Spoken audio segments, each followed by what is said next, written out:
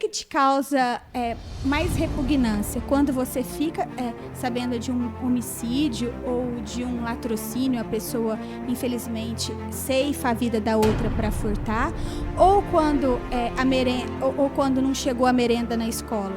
De primeiro impacto, o que te choca mais? É o homicídio, as outras coisas. E a gente sabe que tem dados que falam que a corrupção mata mais do que a guerra. Então, né? Mas é o homicídio, o latrocínio, né? Que me choca mais. A gente...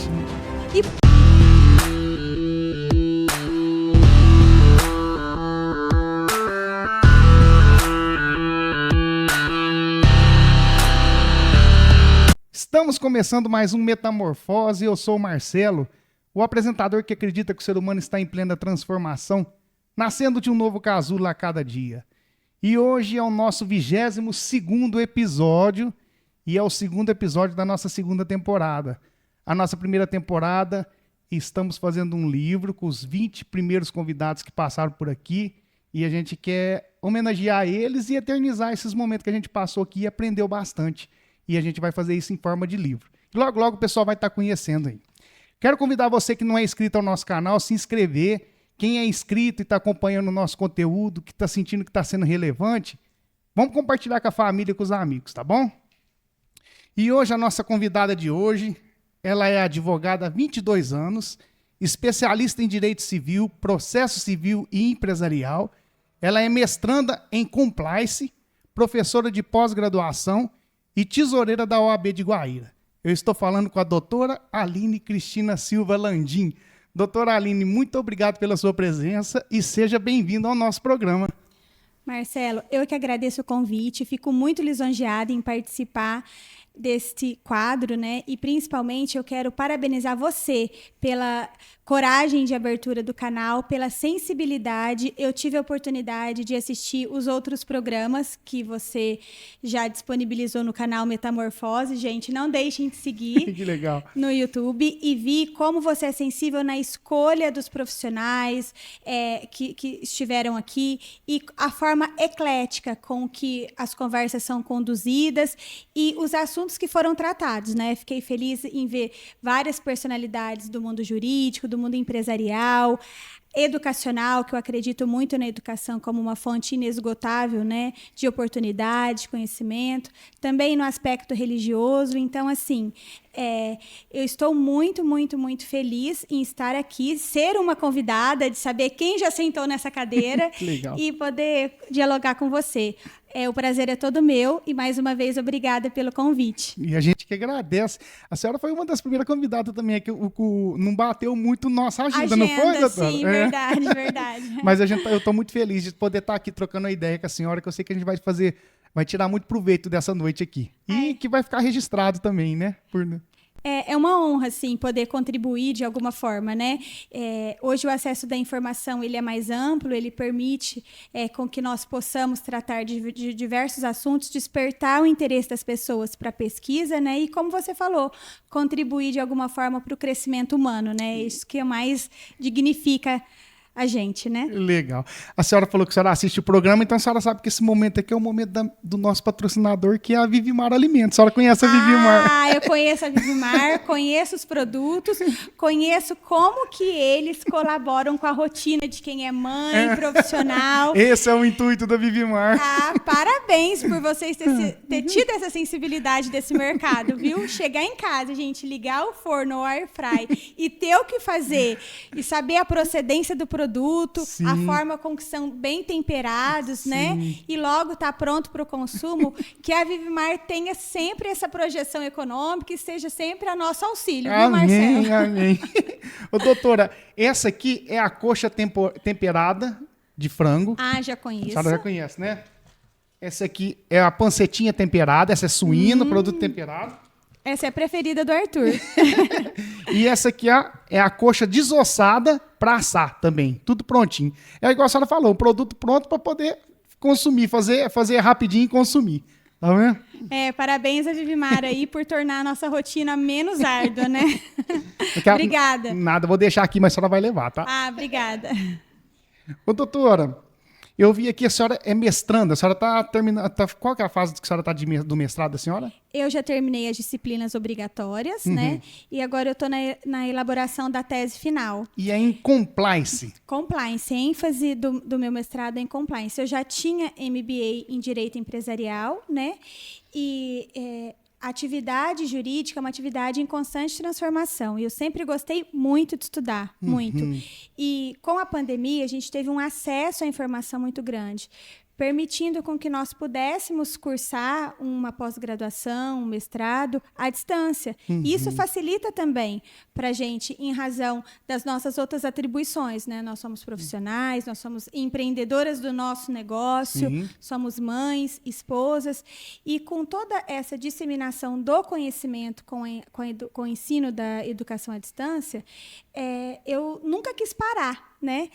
E a necessidade do mestrado, para mim, foi poder dialogar sobre temas mais complexos, que a própria rotina da advocacia não permite, porque a gente acaba sempre a serviço do escritório, dos clientes, das audiências. Você tem uma audiência a cumprir, você não para temas mais complexos. E isso eu agradeço muito o mestrado. Eu faço numa universidade americana, na Ambra University. Fui muito feliz durante os 24 meses de disciplina obrigatória.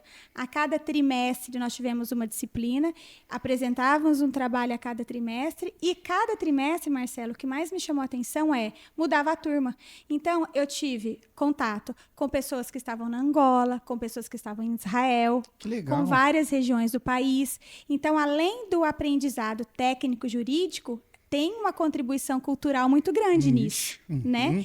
E você vê que aqui nós estávamos num horário que era um horário de acordo com o fuso de Brasília. Agora, quem estava em Israel, quem estava em Moçambique, não. Então, se eles deixavam de dormir para estudar, o que competia a nós que estávamos na nossa rotina diária? Não tinha desculpa. Então, você tinha que se doar, né?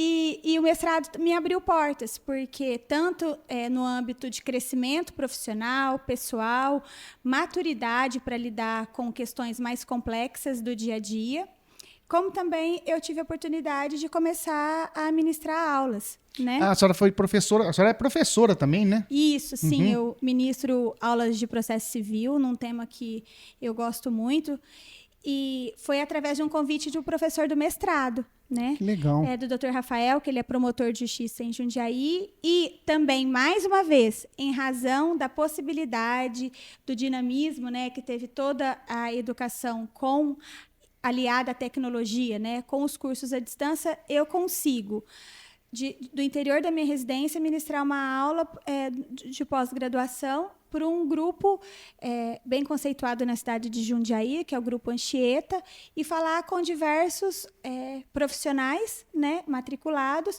e, mais uma vez, compartilhar conhecimento, né, que acho que é isso que nos move. A senhora dá aula de pós-graduação, né? Para alunos de pós-graduação. Para alunos de pós-graduação. Para alunos de pós-graduação no curso de Direito. E a matéria que é específica, não? Sim, é uma matéria específica. Eu estou dentro de processo civil, né, que é um leque do direito, e dentro desse leque a gente discute muito, a minha disciplina, sobre os precedentes judiciais. O tópico da minha matéria é precedentes judiciais. E por que eu gosto? Porque a gente faz uma introspecção em toda a transformação do direito, né? Como que era o direito antes, todas as transformações que ocorreram com os vários instrumentos jurídicos que foram colocados à disposição do cidadão. A gente começa a disciplina falando lá da Constituição de 88 e termina agora com a edição do novo Código de Processo Civil, que a gente fala novo, mas é de 2015, então já não é tão novo assim, né? Faz 10 anos, quase. Isso, quase 10 anos. E quando a gente fala em precedentes, a gente pode acompanhar todo o dinamismo do direito como um instrumento cultural mesmo, né? De poder ser adequado a garantir segurança jurídica de acordo com as inúmeras transformações sociais, pessoais do cidadão, né? Então, por isso que eu me apaixonei tanto pela matéria. Que legal. Ô, doutora, a senhora atua na área do direito empresarial. Empresarial e previdenciário. E previdenciário também, né? Sim. O que levou a senhora para esses caminhos? Boa pergunta, Marcela. Até pouco tempo eu respondi essa pergunta para uma aluna da pós. É o seguinte, ó. Primeiro, eu sou filha de empresários, né? Meu esposo, a família dele também é empresária. Então, assim, isso veio de forma biológica, Sim. né? Teve primeiro esse veio aí e eu sempre acreditei, sempre vi as oportunidades crescerem através do exercício do empreendedorismo. E isso eu acho muito gratificante. Meu pai, ele não teve acesso à faculdade, ele tem o ensino médio completo. Perdeu o pai dele com 10 anos. 10 né? anos? 10 anos, infelizmente. Não teve o acesso à educação que ele permitiu que os filhos tivessem, mas com o conhecimento dele, ele foi dinâmico em empreender. E isso sempre me chamou a atenção. E isso tem muito a ver com o nome desse canal, viu, gente? Que é a transformação que a atividade empresarial pode trazer para a vida das pessoas. Verdade. O quanto ela agrega, quantas essas pessoas estão intimamente ligadas na Vivimar, quantas pessoas estão intimamente ligadas e como isso transforma vidas. E impacta na vida das pessoas. Impacta na vida das pessoas. Eu acho muito bonito também o crescimento profissional, pessoal do indivíduo dentro da conjectura econômica que a empresa exerce, né? E principalmente saber o quanto a atividade empresarial é importante para o crescimento econômico do país. Então, essa transformação sempre me chamou a atenção. E no direito empresarial e no direito previdenciário, eu também tenho muita afinidade, porque além de eu sempre ter uma preocupação com o social, porque eu acho que nós, advogados, nós lidamos com direitos dos cidadãos, então a gente já tem que ter uma sensibilidade mais próxima à problemática que nos é trazida, para você poder ter uma resposta para aquilo ali, ou mesmo um direcionamento para o problema que é apresentado para a gente. O direito previdenciário é a oportunidade de você transformar vidas. Tanto para quem trabalhou uma vida inteira em busca de um benefício previdenciário ou de uma forma mais ampla, porque hoje a gente não fala no direito previdenciário, Marcelo, só no aspecto da contribuição da previdência em si, mas também tem um aspecto social. As pessoas que estão em necessidade econômica, que não têm, já são maiores de 65 anos, não têm condição, não contribuíram para um benefício, aí entra o quê? Na nossa legislação, aspecto mesmo social da norma, de você conseguir um benefício para a pessoa, para transformar a vida dela, para garantir que ela tenha uma velhice segura e de proporcionar esse direito para ela. E não só aos idosos, né? São um grande leque de pessoas vulneráveis, as pessoas portadoras de necessidades especiais. Então, é a forma da gente ser um agente transformador, tanto para o empreendedorismo como para a cidadania, né? Então, é isso que mais me chama a atenção nessas duas áreas do direito. E não tem nada de contraditório aí, né? Não. O pessoal pode ligar o empresarial com o previdenciário, né? É totalmente ligado a transformar as vidas, né? Transformar as vidas. Legal. Ô, doutor, e o compliance? Vamos falar sobre um pouco do compliance. O que é o compliance? O compliance, ele veio, Marcelo, o nosso direito, ele abraçou, né, essas normas que surgiram no direito americano e veio de uma forma que a gente pudesse proporcionar às empresas uma maior segurança jurídica, uma maior organização. Essa ideia nova, não? Não, o compliance, olha, nos Estados Unidos já há mais de 2 décadas. Não, aqui. Aqui também. Também. Só desculpa eu interromper, mas só para mim saber o quanto a gente tá atrasado. Mas e ele veio, isso veio dos Estados Unidos para cá. Dos Estados Unidos para cá. A gente teve uma organização empresarial nos Estados Unidos que começou a ser contaminada por fraudes, por atos de corrupção, e precisou-se ter criado na empresa atos que pudesse funcionar como um freio, proporcionando um maior equilíbrio tanto para quem acredita na atividade empresarial que executa, para todos os colaboradores, como a diretoria, né? Para que pudesse trazer também maior transparência. Compliance é sinônimo nada mais de conformidade. Conformidade com o quê, Marcelo? Com o nosso sistema jurídico.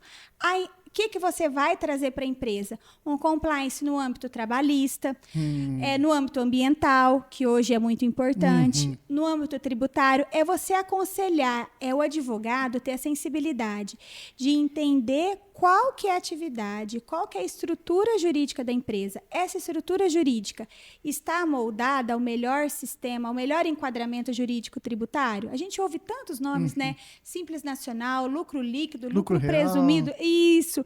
Eu estou enquadrado, é isso que minha atividade pode desenvolver? Isso a gente está no âmbito tributário. No âmbito empresarial, no âmbito ambiental, qual que é o destino daquilo que minha atividade produz em termos de tudo que é descartado, né? É dado um destino certo para esse descarte, para esse lixo? Qual que é a preocupação para os nossos filhos, para os nossos netos? A empresa tem essa responsabilidade ambiental? Né? O que a gente pode contribuir para isso? E no âmbito trabalhista, né? Hoje a gente sabe que o empresário ele tem inúmeras legislações a cumprir. A gente sabe que como é difícil adequar todo esse instrumento jurídico à atividade. A gente está ainda se ressurgindo, né, de um período pandêmico que nós tivemos inúmeras vidas ceifadas. Então, toda essa estrutura pro empresário não é fácil. Então, cabe a gente direcionar, por exemplo, a possibilidade de subdivisões de atividades dentro daquela empresa para que a gente possa adequar uma subatividade a um regime tributário melhor. Isso e nós estamos falando em matérias para conformidade do ordenamento jurídico, tudo dentro do que é legal, tá? Há também hoje a terceirização de atividades da empresa não essencial, que você reduz o quadro de funcionários internos, que também traz uma melhor economia. Então, esse compliance é proporcionar à empresa uma melhor adequação da atividade dela dentro de um sistema jurídico e também uma maior fiscalização para que nós pudéssemos, de uma forma direta e indireta, atuar na prevenção de atos de cunho com fraudes, né? E também o compliance teve outra participação muito importante no nosso país para que a gente pudesse organizar no tocante aos crimes do colarinho branco. Vou te fazer uma pergunta. O que você acha que te choca mais? Agora nós vamos inverter no quadro Metamorfose a conversa. Isso que é gostoso. É por isso que eu falo que é um bate-papo. O problema é que ninguém me pergunta nada. Acho que eu sou repórter, mas a gente pode falar, doutora. O que te causa mais repugnância quando você fica sabendo de um homicídio ou de um latrocínio, a pessoa, infelizmente, ceifa a vida da outra para furtar, ou quando, ou quando não chegou a merenda na escola? De primeiro impacto, o que te choca mais? É o homicídio, as outras coisas. E a gente sabe que tem dados que falam que a corrupção mata mais do que a guerra. Então, mata. Né? Mas é o homicídio e o latrocínio, né? Que choca mais. A gente... E por que choca mais, você acha? Eu acredito que é por conta daquilo que São João Paulo II falou que quando a gente vê o mal de perto, o mal de longe ele é mais suportável. Então esse mal da merenda, da gente não ver, por a gente não ver, a gente suporta. Sim. Talvez é isso, né, doutora? E a gente não tem uma tendência, Marcelo, natural a se afastar de problemas que a gente entende que não seria nosso? Que a gente acha que não é nosso. Quer que não seja nosso o problema. Que não seja nosso. É isso, né? Só que de modo indireto, grandes tragédias que envolvem crimes do colarinho branco nos afetam, entendeu? A gente tem, infelizmente, tragédias recentes no nosso país que nós tínhamos um sistema de compliance na empresa, só que ele não era observado. Basta a gente lembrar a tragédia de Brumadinho, a tragédia de Mariana, né? Nós tínhamos sistemas, por exemplo, de Brumadinho. Nós já tínhamos um estudo que bastava mudar o refeitório, que em eventual problema com a barragem, eram 200, 300 vidas poupadas. Então, a gente já tinha essa análise técnica. Então, é aí que a gente percebe a importância do compliance hoje em dia, né? Então, é aquela atividade que você vai trazer para a empresa possibilidade de instrumento jurídico legais, tá?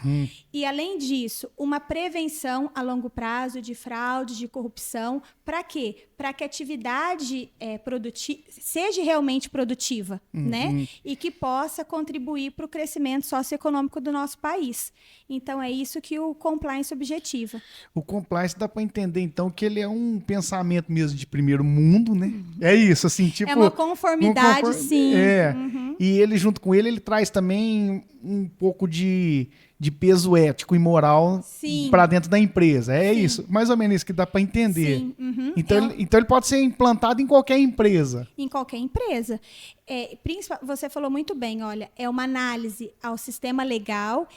E quando a gente está tendo esse olhar ao sistema legal, você acaba implantando nas empresas um comportamento ético, né? Então, a finalidade, sim, desse comportamento ético é outro quesito hoje muito importante para as empresas, que é a transparência, né? Então, hoje a gente não pode mais pensar em ter uma orientação jurídica para uma empresa em qualquer área do compliance, seja trabalhista, seja ambiental, que a gente não observe a transparência, porque quando você é transparente, você traz a tua equipe. Sim. A tua equipe acredita na atividade, ela se sente parte integrante daquilo ali. Se é um produto que a empresa está fabricando, ela vai saber a importância dela naquele produto final. Se é uma prestação de serviço, ela vai saber o quanto ela contribui para aquilo ali, né? E a contraprestação que ela recebe, né? E hoje também, Marcela, assim, o sistema jurídico, os poderes administrativos, legislativos, cada vez mais vem reconhecendo a importância do empreendedorismo, né? E com eles, outras legislações foram surgindo para quê? Para que houvesse essa contraprestação ao empresário que executa um sistema de compliance, ao empresário que está sempre atento aos programas de governo de incentivo fiscal. Então, quanto mais a sua empresa está preparada para a realidade econômico-financeira e principalmente jurídica do país, mais o país vem percebendo a necessidade da contraprestação. E aí, você vai dar incentivo fiscal para uma empresa que não é organizada, que não tem nenhum organograma, que você não sabe com quem você fala, a quem você se reporta, né? Ou você vai procurar incentivo fiscal para um projeto que realmente vai gerar emprego, que tem uma cadeia produtiva sólida, que tem uma preocupação ambiental, aí surgiram os selos, né, de certificação. Então, é um engajamento que o compliance traz para a empresa, não só no aspecto de nós advogados empresariais.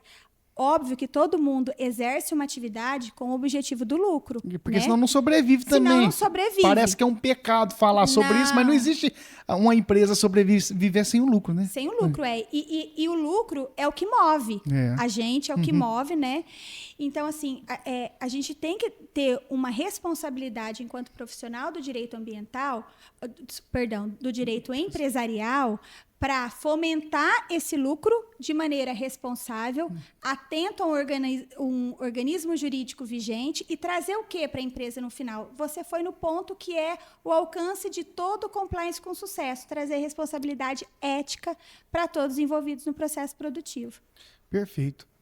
Ô, doutora, a senhora formou em 2002. 2002. Então, a senhora faz parte de uma geração que conheceu o mundo sem a digitalização, né? Eu falo que a gente faz parte de uma geração que conheceu o mundo sem internet e com internet. O meu filho já não vai saber o que é um mundo sem internet, né? Não. Qual que é o maior desafio da senhora nesse período de sair daquele processo que tinha que pegar aquele processão, ler e passar para essa parte de digitalização? Porque mudou muito, né? Sim, hoje, mudou. Qual a maior dificuldade, desafio que a senhora enfrentou nessa transição? O maior desafio, Marcelo, é você estar atento a toda a estrutura jurídica que foi criada para funcionar. Então, isso exige do profissional uma constante atualização e como você bem disse, os novos não têm essa preocupação e não passaram por essa transformação que nós tivemos. Então, nós passamos a ter um conhecimento que nós não tínhamos no campo digital. Então, é necessário você ter conhecimento de informática, você saber navegar, né, sobre todas as plataformas do processo digital, porque hoje nós não temos, no âmbito do Poder Judiciário, não é um sistema único para todas as esferas da justiça. A justiça estadual tem o seu sistema, a federal tem seu sistema. Então, é uma constante atualização jurídica e uma constante necessidade de estudos, porque tudo que vem para normatizar, você vai ter que saber como que funciona. E como funciona na nossa atividade? Através de uma lei. Então, você tem que estar sempre atento às transformações legislativas e sociais, né? Então, eu acredito que para nós, que estamos há mais tempo no mercado, essa necessidade de busca constante pelo estudo e pelo aperfeiçoamento é primordial. Agora, isso é o aspecto que a gente tem que se empenhar. Mas é importante também a gente ressaltar o quanto isso foi positivo, né? Porque eu me lembro quando eu me formei que nós tínhamos processo físico, nós não tínhamos a consulta das decisões do tribunal, que a gente chama de jurisprudência, de forma célere. Nós tínhamos isso através de livros, que era a revista dos tribunais, que a gente não via a hora de outro livro ser editado para que a gente tivesse acesso às informações que estavam navegando nos tribunais. Eu ia perguntar sobre isso. Então, também houve um benefício aí. Benefício. De agilidade. De agilidade, sem dúvida. Forma presencial, hoje, com o processo digital, a gente acaba indo muito pouco nos fóruns, porque você tem o processo todo ali. Antes, você era intimado, na época do processo físico, que realmente a gente saía do fórum com aquela montanha de processo. Você precisava cumprir um despacho, você tinha que sair do escritório, ir até o fórum, pegar o processo, chegar com o processo físico no escritório. Hoje, não. Você abre o processo dentro do seu escritório e você tem acesso a todo o conteúdo, né? Então, você não tem esses deslocamentos. Isso tudo dá mais agilidade a toda a atividade jurídica. As audiências ainda é presencial. Hoje nós estamos com sistema híbrido. Nós temos audiências presenciais e ainda temos audiências virtuais. O que muda é juiz que decide ou dependendo do caso? Nós já tivemos um aconselhamento do CNJ para que voltasse todas as audiências na modalidade presencial, né? Só que isso ainda não foi recepcionado por todos os tribunais. Por quê, Marcela? É importante assim, a gente frisar as dificuldades que nós tivemos no período da pandemia. Por quê? Antes, nós trabalhávamos com o processo já digital, antes da pandemia, só que nós tínhamos todos os atos presenciais, todas as audiências presenciais. De repente, veio o lockdown e tudo parou, né? Então, mais uma vez, a atividade jurídica teve que estar atenta à transformação e à necessidade social. Surgiram as audiências presenciais, as audiências virtuais, né? E a gente passou a fazer até por uma segurança de saúde pública, por uma questão de saúde pública, por causa da Covid, fazer dos nossos escritórios, das nossas residências, onde nós estivéssemos. Só que também nós tivemos, com a Covid, inúmeras pessoas que foram contaminadas, ficaram com sequelas. Então, a gente... E também os tribunais, sensíveis a isso tudo, permitiu o quê? O sistema de trabalho de forma híbrida. Então, hoje a gente tem servidores do judiciário tanto trabalhando fisicamente nos tribunais ou os que estão em casa, né? Então, todo esse sistema ainda não foi readaptado para funcionar como era antes ainda, porque a gente ainda tem um quadro, né? A gente não tem 100% hoje dos servidores presencial, né? Nas unidades físicas dos fóruns. Então, para que possa ocorrer dinamismo ainda dos atos processuais, algumas audiências ainda estão sendo praticadas na modalidade virtual. Mas eu quero deixar claro aqui também um grande avanço que aconteceu comigo, Marcelo, já, mais uma vez, ressaltando o nome, né, do seu canal, essa metamorfose, essa transformação que a gente passa. Vou te dar um exemplo de como a tecnologia funciona como um aliado, né, à transformação social e o acesso à justiça, que eu acho que é um ponto importante a gente dialogar aqui. Antes, por exemplo, a gente termina o processo aqui em primeira instância, se a gente não está conformado com a decisão judicial, a gente tem a possibilidade de um recurso. Antes da pandemia, os recursos eram analisados pelos tribunais e Caso nós, advogados, achássemos a necessidade de reforçar algum tema do nosso recurso escrito, a gente tinha que se deslocar até o tribunal. No nosso caso, se for Justiça Estadual, São Paulo, Tribunal de Justiça. Se for um caso de Justiça Federal, Campinas, Tribunal Regional, né? Ou também questão do trabalho, Tribunal Regional em Campinas. Nós tínhamos que deslocar até lá. Ou ter um parceiro em São Paulo que representasse para fazer a sustentação oral.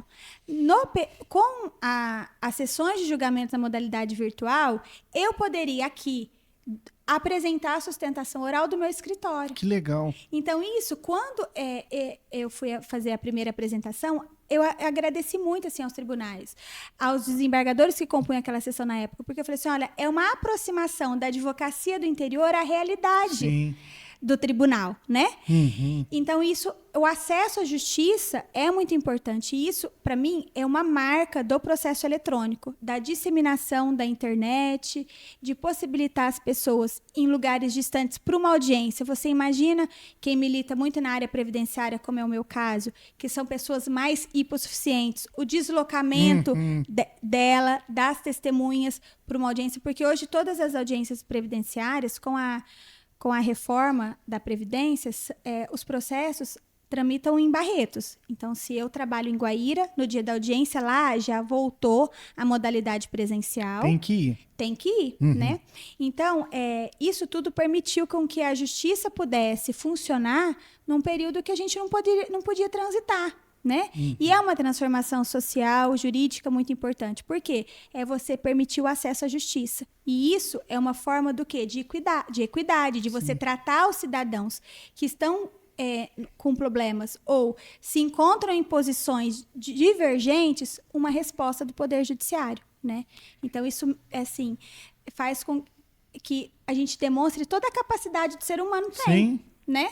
De estar numa situação ruim, que é a pandemia, e ter força para mudar uma estrutura jurídica, né?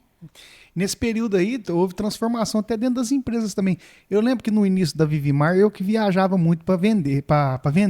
Então, eu tenho alguns clientes fora que eu chegava em lugar assim, sentava 15, 16 vendedores, até esperar a hora da gente ser atendido. Aí eu fui descobrir há pouco tempo, depois da pandemia, aquilo ali fechou. O cara atende só pelo celular por conta da pandemia. Quer dizer, a sociedade também, quando tem adequação a um certo comportamento, ela dificilmente volta atrás, né? Porque não quis voltar. Talvez futuramente não vai ser muito difícil ter audiência presencial. A gente não sabe, né, como que é, mas tomou um caminho, né? E hoje é quantos por cento, mais ou menos? De presencial. Não dá para ter essa noção? Não dá para ter, porque, por exemplo, tem regiões que mesmo com o aconselhamento do CNJ, caso haja uma deficiência de servidores, ela vai justificar e vai continuar no virtual, né? Mas você me fez uma pergunta interessante. E onde a gente consulta esses dados? Era bom a gente dar uma olhada. Não tem como saber, né? Tem o CNJ, que é o Conselho Nacional. O CNJ impõe voltar ou ele só... Ele recomenda. Ele recomenda. Mas então não tem uma imposição jurídica aí, não, para falar, vai ter que voltar tudo ser físico, não. Por hora, assim, qual que é a função dele, né? Ele atua como uma estrutura de organização, de dar uma estrutura financeira, administrativa para as nossas justiças, né? Seja justiça estadual, federal, justiça do trabalho, justiça militar. Então, ele vai proporcionar isso nos 5 pilares da justiça. Então, ele sempre procura estar atento às necessidades, às transformações sociais, à necessidade de normatização, né? Para dar conta de toda essa estrutura jurídica do nosso país e com as recomendações. Recomendações. Sim. Tem uma pesquisa, Marcelo, que eu acho muito interessante, falando em CNJ e sendo advogada, assim, eu acho que a gente tem que sempre trazer uma bandeira e se achar agente da transformação social. Tem uma bandeira no judiciário que eu gosto muito de levantar, que é o teto de vidro da magistratura, quando a gente fala do acesso às mulheres aos cargos de liderança. E esse ia ser até o tema do meu mestrado, mas depois eu fiquei na área empresarial, porque me chamava muita atenção quando eu percebia que nós tínhamos grandes números de juízas em primeira instância, né? E isso não se refletia nos tribunais superiores. Sempre quando eu vi um julgamento de um acórdão, de uma decisão do tribunal, eu gostaria de ver quem que eram os desembargadores que compunham aquela Câmara. São 3. E dificilmente eu via, por exemplo, 2 mulheres, e isso me chamava muita atenção. Você falou desse dado, aí eu fui no CNJ. Para buscar dados. Para buscar dados. E descobri que o CNJ fez uma pesquisa da participação feminina no Poder Judiciário, né? Para quê? Para que pudesse realmente ampliar essa participação feminina. Porque nós, mulheres, nós ainda estamos em igualdade de condições quando o acesso aos cargos de magistratura são feitos por provas de títulos, né?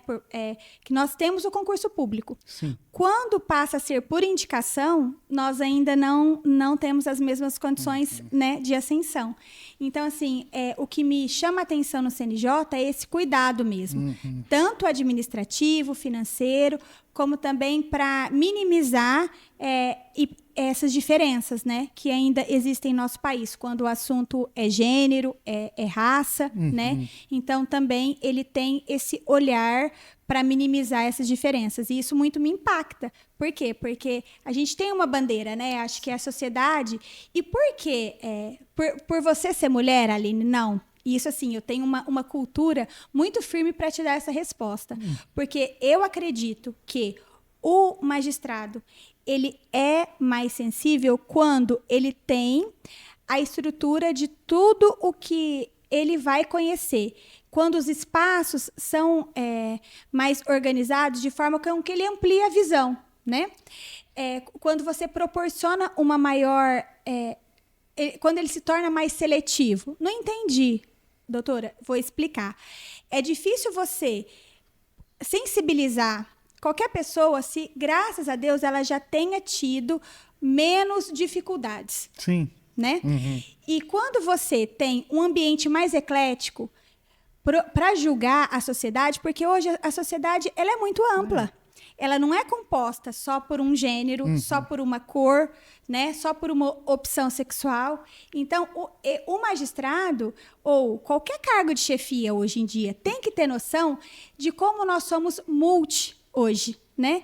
E se você não permite essa análise, se você não permite esse direcionamento, como que ele vai estar apto para julgar um caso que ele não teve a dificuldade ou que ele não foi sensível para aquilo ali, né? Então, eu acredito que quando os espaços públicos são chefiados por pessoas que são mais sensíveis à diversidade que compõe o espaço, a gente tem oportunidade de alcançar decisões mais justas. E isso, o que é convergido, o que afunila demais, a gente não consegue, né? Então, por isso que me chama muita atenção essas pesquisas, esses dados do CNJ, porque eu me sinto representada. Eu sei que alguém está olhando essa vulnerabilidade, está olhando esse teto de vidro. A senhora falou, a primeira instância é concurso público, o juiz, a magistratura, vamos dizer, né? E qual que, a senhora não sabe falar qual que é o número de mulheres, né? Porque as mulheres parecem ser mais dedicadas ao estudo, né? Em primeira instância, tem esses dados CNJ. Em primeira instância, não há um número superior aos homens. Foi feita a pesquisa... As mulheres têm mais juízes do que juízes, não? Hoje nós estamos, não. Nós estamos numa posição bem equilibrada, 50-50, 52, legal, em primeira instância, sim, 52-48, depende da justiça. A pesquisa foi feita, Marcelo, inclusive separando o tipo de justiça que a magistrada compõe, se é a justiça estadual, se é federal, se é a justiça do trabalho, né, se é a justiça militar. Então, essa coleta de dados já foi feita. Nós temos participação paralela à participação masculina quando nós lidamos com provas e títulos, com concurso público. Indicação que não. Indicação que sim, não. Sim, eu entendi. Porque o desembargador já é indicação, né? Sim, em segunda instância. Por isso que eu quis saber na primeira instância. Então, tá pau a pau ali. Nós temos hoje 11 ministros no STF, que é nosso órgão máximo de justiça. Tem 2 mulheres? 2 mulheres. 2 mulheres, né? E para ser ministra do STF, necessariamente a pessoa tem que ter o quê? Conhecimento jurídico ilibado, a nossa Constituição Federal fala, né? Então, necessariamente, ela não advém de uma carreira jurídica cristalizada. Agora, as ministras que hoje compõem tiveram uma ascensão dentro da carreira jurídica. Então, assim, é uma luta maior, porque geralmente os pares reconhecem os seus, né? Então, e a longo prazo, pensou-se que, com o acesso ao concurso público sendo de forma objetiva, se você tem uma prova objetiva para fazer, se você tem uma prova oral para fazer, você está lidando com questões objetivas. Sim. Aí a gente tem a maior participação, entendeu? Entendi. Quando já passa a ser por indicação, a gente não é ainda a primeira opção, entendeu? Mas chegaremos lá. Eu acho que a gente está numa constante transformação. Sim. Hoje, até em cunho familiar mesmo, a gente vê, por exemplo, como a função que nossas avós tinham no seio da família, a função que nós ocupamos hoje, né? Então, hoje nós somos mais dinâmicas e para que nós hoje sejamos mais dinâmicas, nós também temos que ter parceiros mais dinâmicos. Sim, né? Verdade. Então, a evolução não é só uma conquista feminina, eu acredito, que é uma transformação em si da sociedade, de ver que todos nós temos algo para oferecer, independentemente do sexo que nós fomos agraciados, ou da condição social, ou da cor da nossa pele, né? Então, isso não tem que ser um estigma, né? E sim uma conquista coletiva. Eu penso assim, depois que eu tive meu menino, né? Que eu refleti um pouco sobre a família, como que sempre funcionou, como que era, e o papel da mãe, assim. Aí eu lembrava que eu conversava com meu pai, minha mãe falava assim, não, meu filho, seu pai preocupa em pôr comida em casa e o resto aqui em casa eu tenho que tomar conta. E eu vi que o papel da minha mãe era infinitamente mais difícil do que era muito mais fácil pôr comida em casa. Mas existia o quê? Uma desproporção de valor. Tipo assim, como se a mulher não fizesse nada. E talvez esses extremos fez com que a mulher quisesse também ocupar os espaços e tudo. Mas a gente via que é o seguinte, existe um papel ali que a mulher infinitamente é muito mais produtiva do que o homem. Ali, né? Existe o papel nesse sentido ali, porque não é fácil também tomar conta da casa, de filho, só que não era enxergado isso, né? Não tinha essa evolução também, né? Não, infelizmente não. Assim, a gente ainda é fruto de uma sociedade aristocrata, né? Mas a constante evolução vem proporcionando isso, e quem ganha com isso? Eu acredito que toda a sociedade. Toda a sociedade, né? Porque hoje a gente vê grandes cargos de liderança ocupados por mulheres e o que é instintivo do nosso gênero é o cuidado, a transparência, né? A forma com a sensatez numa decisão, quer seja ela no âmbito médico, no âmbito jurídico, né? No seio familiar, né? E isso veio a somar, porque antes, igual você falou bem, nós tínhamos as tarefas muito bem divididas. Só que nós não tínhamos o quê? Um entrelaçamento de projetos. Isso também. Né? Por um exemplo, dificilmente antes um proprietário de uma multinacional ia chegar em casa e ia dialogar o projeto dele com a esposa. Por quê? Porque a esposa não tinha capacidade, infelizmente, era muito julgada, ela não teria, em tese, capacidade para dialogar sobre aquele assunto, né? E hoje a gente tem uma possibilidade de crescer junto, de dialogar junto, de discutir projetos juntos. Então, isso faz com que a família cresça, a sociedade evolua e todos ganham, né? Então, não é só uma questão de gênero, eu acredito.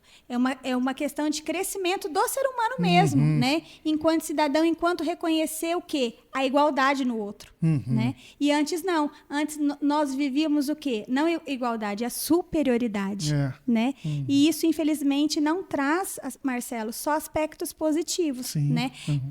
Num primeiro momento, era mais fácil ter um chefe de família que ditava normas e organizava, pode ser mais fácil. Mas nem sempre o mais fácil é o que deve ser alcançado. É o que a gente consegue sucesso, consegue evolução, né? Imagina quantas pessoas, não só mulheres, quantas pessoas numa situação financeira mais difícil, quantas pessoas negras contribuíram para o crescimento econômico, para a ciência, né? E se nós não tivéssemos essa evolução na sociedade, se nós não tivéssemos permitido com que essas pessoas participassem, né? Então, é uma transformação social muito grande. Doutora, o direito ou a justiça? A justiça. Sem sombra de dúvidas. Mas nem sempre a gente consegue uma decisão justa. Às vezes você alcança... E sempre assim, ó, o que é muito... o que eu carrego muito comigo, Marcelo, que a atividade jurídica, ela acaba sendo uma atividade de meio. Porque a decisão final não cabe ao advogado. Só que você é o meio de levar ao órgão que vai decidir o direito que você defende. A problemática do seu cliente, do cidadão que está ali, né? Então, é por isso que eu não vou pensar que o direito pode ser um agente transformador se eu não pensar que eu quero alcançar a justiça. Então, é por isso que, se eu tiver que fazer uma escolha, eu vou escolher sempre pela justiça. A senhora acredita que a justiça é absoluta? Não acredito. Não, sabe por quê? Porque às vezes o que é justo para mim pode não ser justo para você. Depende de todo o contexto econômico, social, fático que a questão está colocada em prática, né? E olha, eu vou te falar uma coisa. Isso é um amadurecimento muito grande que a gente tem que ter para alcançar essa resposta.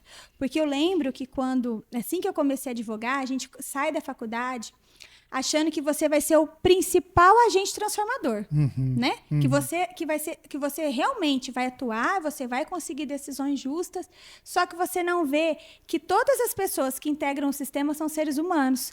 E nós todos estamos suscetíveis a erros, né? Então, a possibilidade de você atuar para alcançar a justiça, e mesmo quando ela não for alcançada, você ter uma segunda oportunidade de um recurso, você ter uma oportunidade de uma ação, posteriormente uma ação rescisória fundada num erro de um julgador, traz para você uma maior segurança para atuar, para falar assim, olha, se houve um equívoco aqui, eu tenho um outro órgão que vai analisar esse meu caso. E por isso que eu acho tão importante a figura do advogado como agente transformador ou agente de alcance da justiça, né? Porque sem o nosso trabalho como ponte, como que o cidadão não vai chegar lá, bater no gabinete do juiz e pedir, né, para que o caso dele possa ser analisado? Então, assim, a todos vocês que objetivam fazer o curso de Direito, não tem uma pessoa tão apaixonada pela profissão, né, que possa sempre estimular vocês como eu. Por quê? Porque, assim, eu me sinto... E olha que vou te falar uma coisa, Marcelo. Na minha família, não tinha ninguém na área jurídica. Minha mãe era professora e meu pai começou a atividade empresarial muito jovem, por ter perdido o pai dele e duas irmãs mais jovens que ele, né? E na nossa época era ginásio, não é igual agora, né? Quando os professores falam aqui o que era, assim, eu nem entendo. Era ginásio, e desde o ginásio eu falava que eu queria fazer direito, mas eu falava que eu queria fazer direito porque eu queria concurso público. Eu ia te perguntar, então você não tinha uma noção de justiça, assim, não era por conta disso, não? Alguma coisa que aconteceu na sua vida? Não, era porque você queria... é porque eu sempre fui assim, sempre tive mulheres fortes na minha família, sabe? Minhas avós eram mulheres fortes, minha mãe... Eu tive esse privilégio de ter, assim, uma resiliência feminina muito grande. E eu achava que, como integrante de um concurso público, na magistratura ou na promotoria, eu ia trazer esse elo feminino. Então, eu estava mais ligada, para ser muito sincera, a uma questão de gênero do que uma questão de justiça. Entendi. Eu me achava que eu poderia ser uma agente transformadora. Você transformadora. ser uma mulher forte. Era isso? Eu queria fazer a diferença como mulher naquele cargo. Entendeu? Entendi. A real situação que me movia era isso. Só que quando eu estava na faculdade, eu prestei um concurso para fazer estágio. Eu fiz estágio em Guaíra, no Ministério Público, durante 2 anos. E eu tinha um professor na faculdade que me dava prática jurídica. Excelente. Hoje, ele é professor até hoje. Ele chamava Dr. Edson Junqueira. E ele olhava para mim e falava assim, olha... Finaliza esse estágio, eu já te falei que o que você tem na veia, o que corre aí é sangue de advogada. Ele falava pra mim. Eu achei que ele ia falar pra você ser promotor. Não, ele falava assim, olha, você tem muito mais sensibilidade para defender o cidadão do que apontar o dedo para ele, brincava comigo, né? E aí, como eu tinha o exame de ordem para prestar, eu terminei o estágio e comecei a fazer estágio em Guaíra, no escritório de advocacia. E realmente não teve oportunidade maior para eu me identificar com a advocacia. Por quê? É um desafio diário. Né? É um desafio diário que você tem que enfrentar. E que você tem que ser essa ponte para alcançar um resultado, que não depende de você, Sim. que é uma terceira pessoa que vai julgar. Então, qual a melhor técnica jurídica que eu posso empregar? Qual que é o melhor conhecimento que eu posso ter? Qual que é a sensibilidade que eu vou utilizar para convencer o julgador do direito do meu cliente? Então, todos esses desafios impulsionaram com que eu ficasse na advocacia e não parasse de estudar. Aí vieram as pós-graduações, vieram os mestrados. Então, assim, eu me sinto realizada hoje, por quê? Por poder trabalhar, Marcela, no que a gente gosta. E eu acho que isso faz toda a diferença para a gente, né? Porque eu acho que, enquanto ser humano, nós precisamos de uma realização pessoal, de uma realização religiosa e de uma realização profissional. Eu acho que quando a gente consegue unir esse triângulo, eu acho que a gente se sente mais fortalecido, né, para as adversidades, para enfrentar o que é necessário ser feito. Então, hoje, assim, eu me sinto muito realizada como advogada. Legal, dá para perceber que a senhora tem paixão no que faz, né? Tem. E isso, para os gregos, né? Se perguntar para Aristóteles o que era felicidade, era justamente isso. É a pessoa dedicar a vida naquilo que ela nasceu para fazer e buscar excelência naquilo que faz. É isso que é a felicidade. A gente busca tanta coisa e não sabe nem para que a gente nasceu. Não. Eu falo que a felicidade está nas coisas simples. Simples. Ô, doutora, o que é sucesso para a senhora?